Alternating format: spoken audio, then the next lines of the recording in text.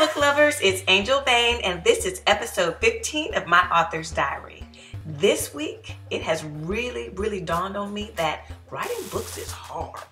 Like trying to construct a story that is interesting and engaging and romantic and will capture your imaginations and give you that escape from the real world that you want as a reader is not the easiest thing to do. So this is not actually a spoiler alert, but my first book, The Accidental Hero, is set on a fictional island where I control everything. Whatever I want the government to do, or the people to do, or for it to look like, I control all of that. And at the end of that book, it had the opportunity for the characters to ship to a real location that truly exists in the world.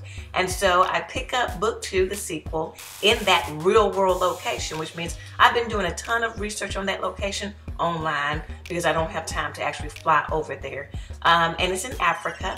And when you think about a lot of these African countries, they have a lot of cities that are modern and progressive and no different from any other major city that you would find in Europe or America.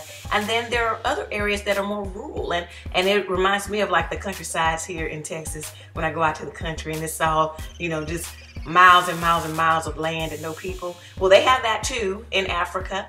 And there's also language barriers. While the people in the modern cities probably speak English, a lot of the people in the rural areas don't. So I feel like I had written myself into a little bit of a corner because I've sent my characters out to this rural part of Africa and I wasn't sure that they would actually be able to interact with someone who spoke English. And I wanted to try to make it authentic, and I was struggling a bit because I'm like, well, how do I make them have this conversation with someone who doesn't understand English? And how do I write that if they're not even saying words? Like, I'm a brand new baby writer. I'm not, you know, I'm not Nora Roberts. I'm not James Patterson. I don't know how to like do all that stuff yet.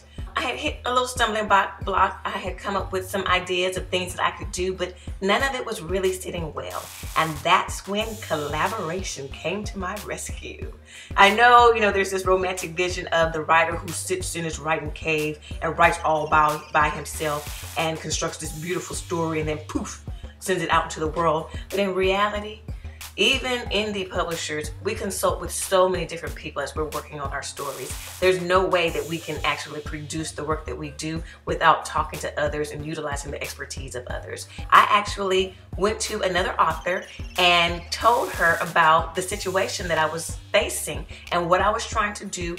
And she really helped me and we started to collaborate. We started to bounce ideas off of each other. She had a different experience and different knowledge about Africa. And she gave me one little nugget of an idea that completely changed things for me.